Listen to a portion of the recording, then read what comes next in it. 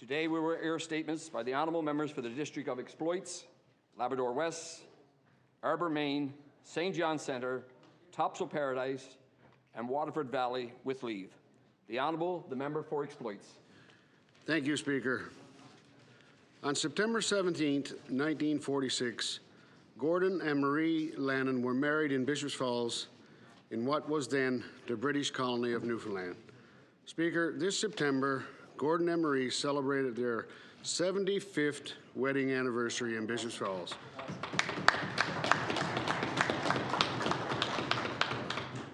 Their home for all those years.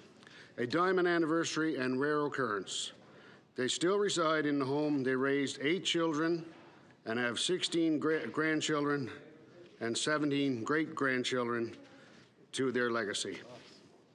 Over the years, Gordon worked 44 years with Canadian National Railroad, and Marie was a stay-at-home mom, and later worked part-time at the local library. They both have been active in various church and community organizations. Speaker, I ask all members in this House of Assembly to join me in congratulating Gordon and Marie Lannon of Bishops Falls on their 75th wedding anniversary. Thank you. The Honourable, the member for Labrador West. Thank you, Speaker. I rise today to acknowledge Dwayne Broomfield, who completed the 535-kilometer bike ride from Labrador City to Happy Valley Goose Bay to raise awareness for the rare medical condition their son was born with, called vascular association.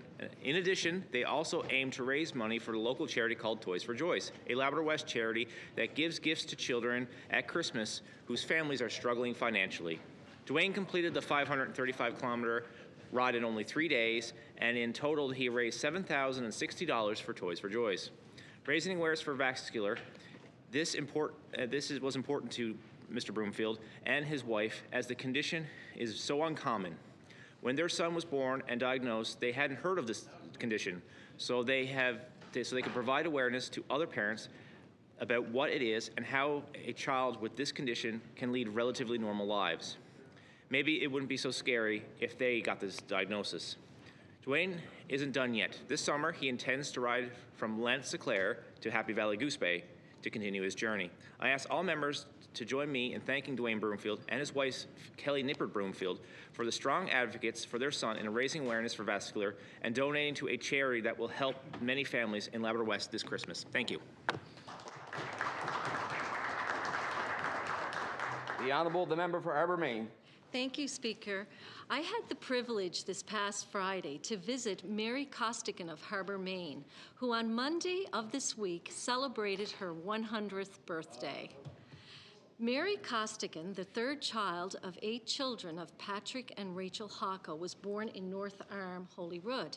In her younger years, Mary traveled the province working at both the Argentia and Stephenville American bases in the mess halls.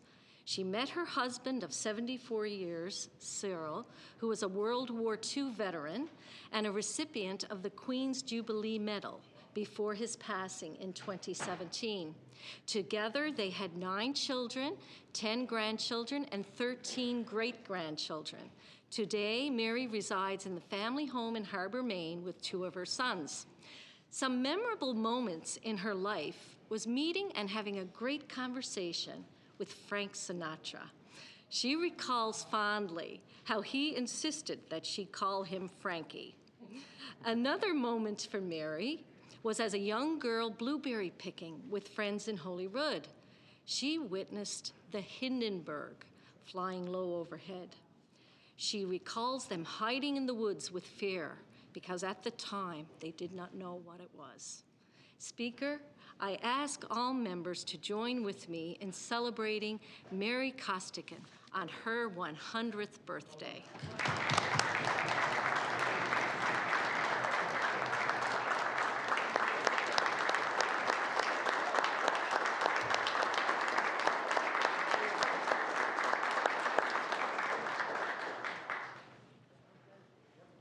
The Honourable, the member for St. John Centre. Thank you, Speaker. The current St. Teresa's School opened in 2014, and like other schools, teachers and staff seek to provide the best opportunities for their students and instill in them a deep sense of community service. A $100,000 Indigo Love of Reading grant revitalized the school learning commons and classroom libraries.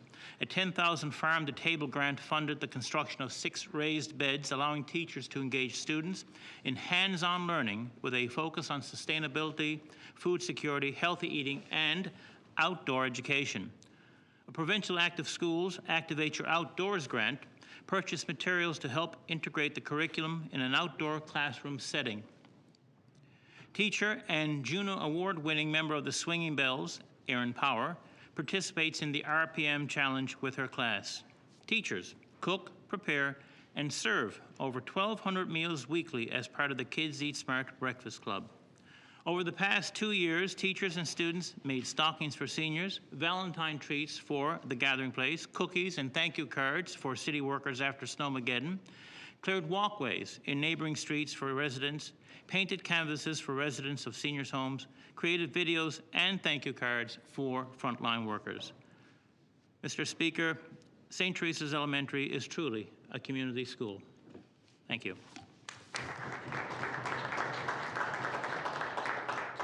The Honourable, the member for Topsail Paradise. Speaker, today I would like to pay tribute to a great friend of many and a true community ambassador who passed away last week after a courageous fight with cancer. Vince Burton hailed from Shea Heights, but settled in Paradise over 50 years ago with the love of his life, Pat. They have 2 wonderful children, Vince Jr. and his wife Nancy, Michelle and her husband Chris, and 4 grandchildren to whom Vince was so proud, Joey, Maggie, Lawson, and Spencer. Vince spent many years as a labor leader with the Carpenters and Millwrights Union, and from 2009 to 2017 served on the Paradise Town Council. Vince volunteered for numerous organizations and community groups, giving generously of his time, and was a huge supporter of the CBS Paradise Food Bank and the school lunch program.